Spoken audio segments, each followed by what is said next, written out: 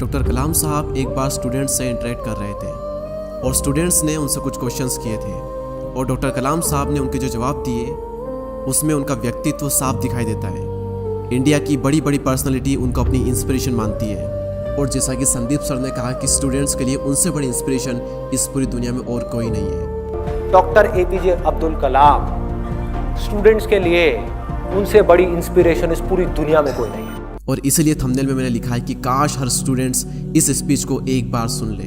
तो आज फिर से शब्द सारे कलाम साहब के होंगे। मैं तो बस उन्हें आवाज़ देकर हिंदी भाषा का प्रयोग करके बहुत ही आसान भाषा में आप सबके सामने ला रहा हूँ, हिंदी में से डब कर रहा हूँ। तो आइए बिना किसी देरी के हम शुरुआत करते हैं। ठीक है, तो अब आप लोग मुझसे क्वेश्चन पूछिए। सिर्फ 5 क्वेश्चन हम लेंगे। कौन कौन पूछना चाहेगा? ठीक है, क्वेश्चन क्या है जल्दी बताइए। Good evening sir. Good evening. आप किस क्लास में पढ़ते हैं? सर मैं 10th क्लास में पढ़ती हूँ। मेरा नाम गायत्री मोहन है। सर मेरा क्वेश्चन ये है कि रामेश्वरम से तो राष्ट्रपति भवन तक ये एक बहुत ही बड़ी उपलब्धि है और इसके बारे में कोई सोच भी नहीं सकता। आप लेक्चर दे रहे हैं, अपना क्वेश्चन पूछिए। सर मैं आपसे सुनना चाहती हूँ कि आप कुछ टिप्स दें आने वाली जनरेशन के लिए लाइफ में सक्सेसफुल होने के लिए। वेल, लाइफ में सक्सेसफुल होने के लिए मैं आपको ऑलरेडी बता चुका हूँ, फिर से बता देता हूँ। ये 4 नियम अटल है सक्सेसफुल होने के लिए। 4 चीज़ें आपको करनी है। नंबर 1 रिपीट करना मेरे साथ, रिपीट करो। नंबर 1 महान लक्ष्य। महान लक्ष्य। मेरा एक महान लक्ष्य होगा। मेरा एक महान लक्ष्य होगा। मैं लगातार नॉलेज लेती रहूँगी। मैं लगातार नॉलेज लेती रहूँगी।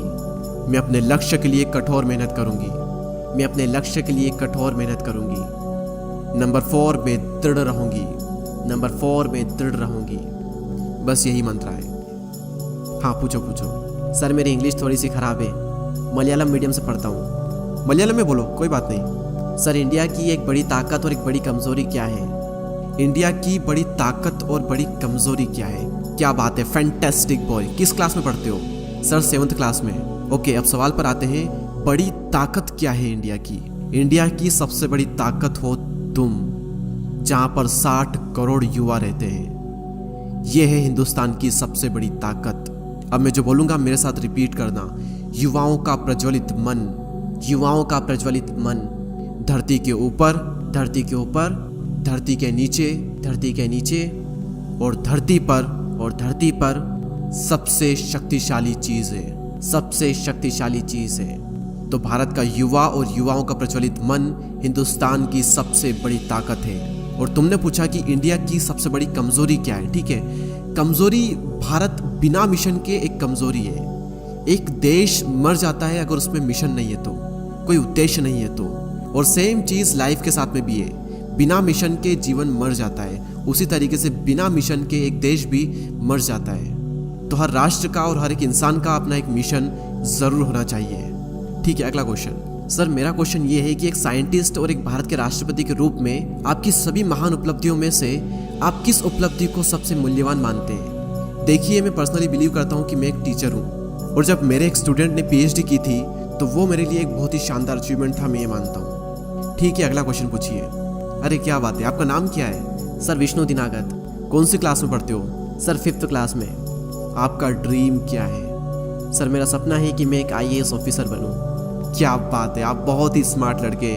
मुझे बताइए आप एक IAS ऑफिसर क्यों बनना चाहते हैं? कोई बात नहीं, कोई बात नहीं, मेरे साथ रिपीट करो।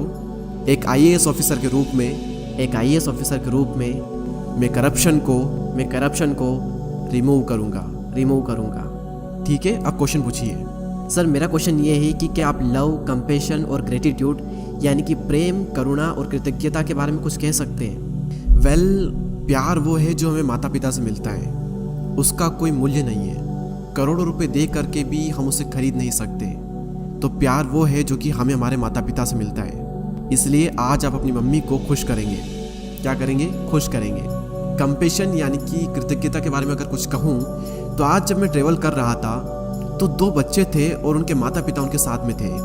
वो दोनों बच्चे फिजिकली सही नहीं थे, लेकिन जब वो फ्लाइट में एंटर कर रहे थे तो फ्लाइट में बैठा हुआ हर एक पर्सन उन दोनों बच्चों को इनकरेज कर रहा था, कंपैशन को शो कर रहा था, कृतज्ञता को शो कर रहा था।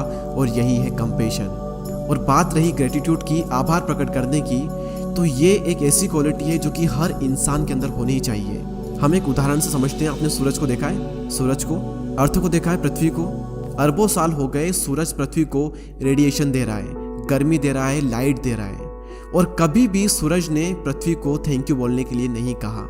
कभी भी ये नहीं कहा कि मैं पृथ्वी को गर्म रखता हूँ, ठंड से बचाता हूँ, मैं लाइट देता हूँ, मेरे बिना आप सभी लोग मर जाओगे। कभी एक थैंक यू तक नहीं मांगा। और अरबों सालों में एक दिन भी ऐसा नहीं हुआ कि सूर्य ने अपना प्रकाश पृथ्वी को ना दिया हो। तो पृथ्वी को और हमें इसके लिए आभार प्रकट करना चाहिए, ग्रेटिट्यूड शो करना चाहिए। 5 अरब सालों से सूर्य ने लगातार हमें प्रकाश दिया है, तो ये है ग्रेटिट्यूड। तुम बहुत ही छोटे हो लेकिन क्वेश्चन बहुत ही अच्छे करते हो। गुड इवनिंग सर, आप किस क्लास में पढ़ते हैं? सर मैं 10th क्लास में पढ़ती हूँ। नेक्स्ट ईयर आप कौन सा सब्जेक्ट लेने वाले हैं? सर मैं बायोमैथ्स लेने वाली हूँ। उद्देश्य क्या है ये लेने का? सर मेरे माइंड में अभी आइडिया है कि मुझे इंजीनियर बनना है, एंड साइड बाय साइड मैं डॉक्टर को भी देख रही हूँ, लेकिन ज़्यादा मेरे माइंड में अभी इंजीनियरिंग है। ओके, अब मैं आपके साथ में एक बहुत ही अच्छा एक्सपीरियंस शेयर करता हूँ। जब मैं दिल्ली से तिरुवनंतपुरम ट्रेवल कर रहा था और लगभग 4 घंटे 45 मिनट हम फ्लाइट के अंदर थे, और मेरे पास में बॉम्बे का एक बहुत ही अच्छा बिजनेसमैन बैठा था, और उन्होंने मुझसे पूछा कि डॉक्टर कलाम आप कहाँ पर जा रहे हैं? तो मैंने उनसे कहा कि मैं चिल्ड्रंस को एड्रेस करने जा रहा हूँ। तो उन्होंने मुझसे कहा कि आप बच्चों से एक चीज़ ज़रूर कहना कि हमेशा अपने आप से क्वेश्चन ज़रूर करें कि मेरा पैशन क्या है।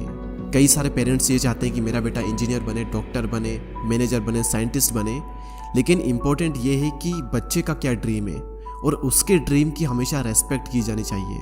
इसीलिए मैं जहाँ पर भी जाता हूँ, जिस भी बच्चे से मिलता हूँ, उससे मैं ये ज़रूर पूछता हूँ कि तुम्हारा ड्रीम क्या है, तुम्हारा पैशन क्या है, तुम क्या कर रहे हो और क्यों कर रहे हो। ठीक है, तो अब आप अपना क्वेश्चन पूछ सकते हैं। सर मेरा क्वेश्चन ये है कि आपने हमेशा इस बात पर जोर दिया है कि युवाओं का राष्ट्र के विकास में एक बहुत ही अहम योगदान होता है, तो क्या आप हमें ये बता सकते हैं कि कैसे हम राष्ट्र के विकास में अपना योगदान दे सकते हैं? देखिए, मेरे पास सभी विद्यार्थियों के लिए एक सलाह है, और वो ये है कि जब तक आप एक विद्यार्थी हो तो आपका केवल एक ही काम है और आपका एक ही उद्देश्य होना चाहिए, और वो ये कि अपनी शिक्षा में श्रेष्ठता प्राप्त करना। इसके अलावा बाकी चीज़ों के बारे में नहीं सोचना, क्योंकि जब तुम 12th पास कर लोगे या फिर किसी भी फील्ड में जाने के लिए, या फिर जो भी तुम्हें बनना है, डॉक्टर, इंजीनियर, मैनेजर, साइंटिस्ट, इसके लिए तुम्हारा परसेंटेज 90 से ऊपर होने चाहिए। इसलिए मैंने कहा कि अभी तुम्हें सिर्फ पढ़ाई में ध्यान देना चाहिए।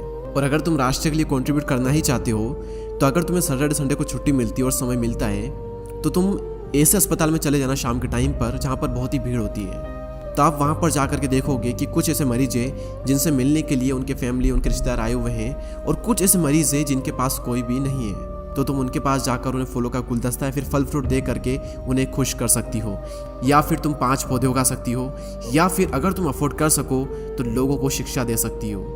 और तुम्हें लोगों को उच्च शिक्षा देनी चाहिए। वैसे ये सभी काम बात के हैं, लेकिन अभी तुम्हारा जो फोकस है वो अपनी एजुकेशन पर होना चाहिए। अब डॉक्टर कलाम साहब की बात को यहाँ पर मैं रोक करके आपको कुछ एक्सप्लेन करना चाहता हूँ, थोड़ा क्लेरिफाई करना चाहता हूँ कि अभी आपका पूरा फोकस एजुकेशन पर होना चाहिए। इसका मतलब ये बिल्कुल भी नहीं है कि आप बाकी फील्ड से दूर रहें। कलाम साहब ने उस लड़की को ये इसलिए कहा क्योंकि उसका गोल एकदम क्लियर है कि या तो उसे इंजीनियर बनना है या फिर उसे डॉक्टर बनना है, तो उस फील्ड के लिए उसे पढ़ना ही पड़ेगा और थोड़ा ज़्यादा पढ़ना पड़ेगा। लेकिन ये बिल्कुल भी ज़रूरी नहीं है कि हर कोई इंजीनियर, डॉक्टर या फिर साइंटिस्ट बने। ठीक है, अगर आपका गोल, आपका लक्ष्य सिर्फ एजुकेशन के फील्ड में आगे बढ़ना नहीं है, तो साइड बाय साइड अगर आप अपना कुछ चलाना भी चाहते हो तो आप चला सकते हो। Okay, next question. सर मेरा क्वेश्चन ये है कि हमारे देश में ब्रेन ड्रेन एक बहुत ही बड़ी समस्या है। हमारे देश के बहुत सारे प्रतिभाशाली युवा विदेश में जाकर के सेटल हो रहे हैं, जो कि हमारे देश के लिए बहुत ही ज़्यादा नुकसानदायक है। तो क्या सर इसका कोई समाधान है? देखिए, हमें इस समस्या के लिए किसी समाधान की ज़रूरत नहीं है, क्योंकि ब्रेन ड्रेन कोई समस्या नहीं है। इसलिए आप फिक्र मत करो, क्योंकि भारत में अरबों लोग रहते हैं, जहाँ से हर साल अलग अलग क्षेत्रों से लगभग 30 लाख विद्यार्थी निकलते हैं। तो अगर उनमें से 5-10 हज़ार विद्यार्थी विदेश चले भी जाते हैं तो इतना कोई फर्क नहीं पड़ता, क्योंकि जैसे इंडिया से यंगस्टर विदेश जाएंगे, वैसे ही कई सारे लोग विदेश से भी इंडिया आएंगे, जिससे कि ज्ञान का आदान प्रदान होगा, और इसमें कुछ गलत बात भी नहीं है। तो मेरे अनुसार ब्रेन ड्रेन कोई अभी बड़ी समस्या नहीं है। लेकिन हाँ, अगर कोई समस्या है या फिर ये कहें कि किसी चीज़ की ज़रूरत है, तो वो ये है कि हमारे पास में महान वैज्ञानिक प्रयोगशालाएं ज़रूर होनी चाहिए, जिससे कि जैसे अभी हम विदेश जाकर के शोध करते हैं, वैसे ही विदेश से वैज्ञानिक आकर के भारत में शोध कर सके।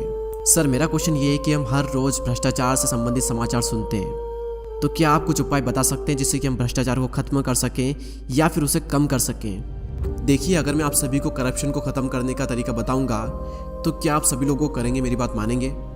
Yes sir. भारत में 1 अरब से भी ज़्यादा लोग रहते हैं, और यही 1 अरब लोग 200 मिलियन घरों में रहते हैं, यानी कि हर घर में लगभग 5 लोग रहते हैं। माता पिता एक लड़का और 2 लड़कियां, या फिर माता पिता 2 लड़कियां और 1 लड़का।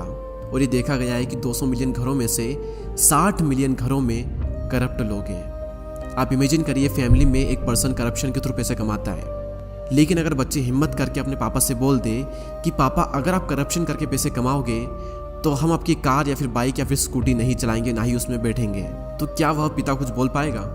अगर सभी बच्चे अपने पापा से ये बोल देंगे ना, तो आधे ही सही लेकिन भ्रष्टाचार लगभग आधा हो जाएगा, बहुत कम हो जाएगा। दोस्तों, मैं आशा करता हूँ कि आप सभी लोगों ने इस वीडियो से काफ़ी कुछ सीखा होगा। आपका एक कमेंट और एक सब्सक्राइब हमें बहुत ही ज़्यादा मोटिवेट करता है नेक्स्ट वीडियो को इससे भी ज़्यादा बेहतर बनाने के लिए। तो अगर आपको वीडियो पसंद आते हैं तो सब्सक्राइब करके बेल आइकन को प्रेस कर दें। मैं आपसे मिलूंगा अगले वीडियो में, तब तक के लिए जय हिंद, जय भारत।